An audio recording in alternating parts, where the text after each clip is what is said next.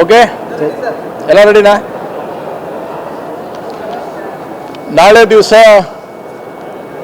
ಹುಬ್ಬಳ್ಳಿಯಲ್ಲಿ ಸುಮಾರು 43,000 ಮನೆಗಳನ್ನು ಹಸ್ತಾಂತರ ಮಾಡ್ತೇವೆ ಅಂತಕ್ಕಂಥ ಮಾತನ್ನು ವಸತಿ ಸಚಿವರಾಗಿರ್ತಕ್ಕಂಥ ಜಮೀರ್ ಅಹ್ಮದ್ ಅವರು ನಿನ್ನೆ ದಿವಸ ಹುಬ್ಬಳ್ಳಿಯಲ್ಲಿ ಪತ್ರಿಕಾಗೋಷ್ಠಿ ಮಾಡಿ ತಿಳಿಸಿದ್ದಾರೆ. ಅದರ ಜೊತೆಗೆ ಆ ಮನೆಗಳ ಹಸ್ತಾಂತರ ಕಾರ್ಯಕ್ರಮವನ್ನು ಒಂದು ಕಾಂಗ್ರೆಸ್ ಪಾರ್ಟಿಯ ಕಾರ್ಯಕ್ರಮವನ್ನಾಗಿ ಪರಿವರ್ತನೆ ಮಾಡಲಿಕ್ಕೆ ಇವತ್ತು ಅದನ್ನು ಪ್ರಯತ್ನವನ್ನು ಕೂಡ ಮಾಡ್ತಾ ಇದ್ದಾರೆ. ಈ ಎಲ್ಲ ಮನೆಗಳು ಏನಿವತ್ತು ಅವರು ವಿಶೇಷವಾಗಿ ಹೇಳ್ತಾ ಇದ್ದಾರೆ, 43,000 ಮನೆಗಳು ಕೂಡ ಭಾರತೀಯ ಜನತಾ ಪಾರ್ಟಿ ಸರ್ಕಾರ ಇದ್ದಂಥ ಸಂದರ್ಭದಲ್ಲಿ ಸನ್ಮಾನ್ಯ BS ಯಡಿಯೂರಪ್ಪನವರು ಮತ್ತು V ಸೋಮಣ್ಣವರು ವಸತಿ ಸಚಿವರಾಗಿರ್ತಕ್ಕಂಥ ಸಂದರ್ಭದಲ್ಲಿ ಆಗಿರ್ತಕ್ಕಂಥ ಎಲ್ಲ ಕಾಮಗಾರಿಗಳನ್ನು ಈಗ ಹಸ್ತಾಂತರ ಮಾಡೋ ಮುಖಾಂತರ ನಾವು ಕಟ್ಟಿಸಿದ್ದೇವೆ ಅಂತಕ್ಕಂಥ ಮಾತನ್ನು ಕೂಡ ಅವ್ರು ಹೇಳುವಂಥ ಪ್ರಯತ್ನವನ್ನು ಮಾಡ್ತಾ ಇದ್ದಾರೆ.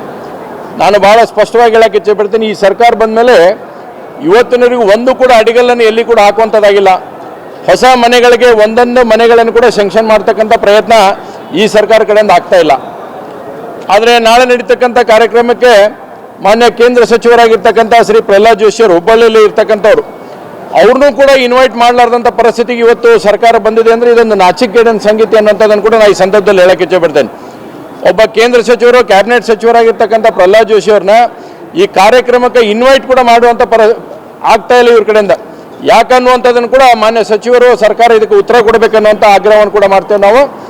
ಈ ರೀತಿಯಾಗಿ ಸುಳ್ಳು ಹೇಳಿಕೆಗಳನ್ನು ಕೊಡುವ ಮುಖಾಂತರ ಈ ಕೊಟ್ಟಿರ್ತಕ್ಕಂಥ ಜಮೀನು ಕೂಡ 2017ರಲ್ಲಿ ಹುಬ್ಬಳ್ಳಿ ಧಾರವಾಡ ಮಹಾನಗರ ಪಾಲಿಕೆ ಆಸ್ತಿ ಇದೆ. ಇದೇನು ಇಲ್ಲಿದಂತಲ್ಲ, 2017ರಲ್ಲಿ ಮಹಾನಗರ ಪಾಲಿಕೆ ಆಸ್ತಿಯನ್ನು ನಾವು ಬಿಟ್ಟುಕೊಟ್ಟಾಗ ಮಾತ್ರ ಈ ಮನೆಗಳ ನಿರ್ಮಾಣ ಆಗ್ತಾ ಇದೆ. 2017ರ ಸಂದರ್ಭದಲ್ಲಿ ಭಾರತೀಯ ಜನತಾ ಪಾರ್ಟಿ ಹುಬ್ಬಳ್ಳಿ ಧಾರವಾಡ ಮಹಾನಗರ ಪಾಲಿಕೆ ಇತ್ತು. ಮೇಯರ್ ಅವರು ಡೆಪ್ಯೂಟಿ ಮೇಯರ್ ಅವರು ರೆಸಲ್ಯೂಷನ್ ಪಾಸ್ ಮಾಡಿ ಬಡವರಿಗೆ ಮನೆ ಆಗಲಿ ಅಂತಕ್ಕಂಥ ಕಾರಣಕ್ಕಾಗಿ ಇವತ್ತು ಮನೆಗಳನ್ನು ಕೊಡುವಂಥ ಪ್ರಯತ್ನವನ್ನು ಅವ್ರು ಮಾಡಿದ್ದಾರೆ. ಆದರೆ ಇವತ್ತು ಸರ್ಕಾರ ಆ ಯಾವುದನ್ನು ಕೂಡ ಪರಿಗಣಿಸಲಾರ್ದೇ ಹಿಂದೇನು ಭಾರತೀಯ ಜನತಾ ಪಾರ್ಟಿ ವಿಶೇಷವಾಗಿರ್ತಕ್ಕಂಥ ಪ್ರಯತ್ನವನ್ನು ಮಾಡಿ ಸನ್ಮಾನ್ಯ ಯಡಿಯೂರಪ್ಪನವರಾಗಲಿ ಬೊಮ್ಮಾಯಿಯವರಾಗಲಿ V ಸೋಮಣ್ಣವರು ವಸತಿ ಸಚಿವರಿದ್ದಂಥ ಸಂದರ್ಭದಲ್ಲಿ ಭಾಳಷ್ಟು ಆಗ್ರಹಪೂರ್ವಕವಾಗಿ ಇಡೀ ರಾಜ್ಯದಲ್ಲಿ ಮನೆಗಳನ್ನು ಕೊಡ್ತಕ್ಕಂಥ ಪ್ರಯತ್ನವನ್ನು ರಾಜ್ಯದಲ್ಲಿ ಯಾರ್ಯಾರು ಮಾಡಿದರೆ ಅದು V ಸೋಮಣ್ಣವರ ನೇತೃತ್ವದಲ್ಲಿ ಆಗಿತ್ತು ಅನ್ನೋಂಥದ್ದನ್ನು ಕೂಡ ನಾನು ಅಷ್ಟೇ ಸ್ಪಷ್ಟವಾಗಿ ಹೇಳಕ್ಕೆ ಇಚ್ಛೆಪಡ್ತೀನಿ.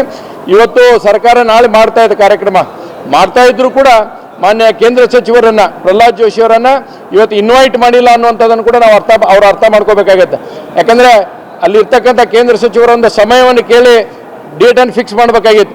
ಆದರೆ ಇವತ್ತು ಸಚಿವರಾಗಲಿ ಕಾಂಗ್ರೆಸ್ ಪಾರ್ಟಿ ಆಗಲಿ ಸನ್ಮಾನ್ಯ ರಾಹುಲ್ ಗಾಂಧಿ ಅವ್ರನ್ನ ಮಲ್ಲಿಕಾರ್ಜುನ್ ಖರ್ಗೆ ಅವ್ರನ್ನ ಕರೆದು ಈ ಕಾರ್ಯಕ್ರಮ ಮಾಡುವಂಥ ಪ್ರಯತ್ನ ನೋಡಿದರೆ ಇದೊಂದು ಕಾಂಗ್ರೆಸ್ ಪಾರ್ಟಿಯ ಕಾರ್ಯಕ್ರಮವಾಗಿ ಪರಿವರ್ತನೆ ಮಾಡುವಂಥ ಪ್ರಯತ್ನವನ್ನು ಮಾಡ್ತಾ ಇದೆ.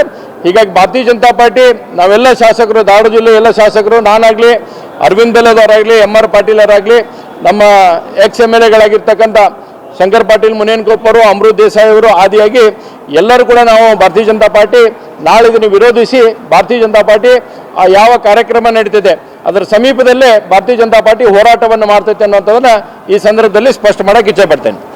ಧನ್ಯವಾದಗಳು.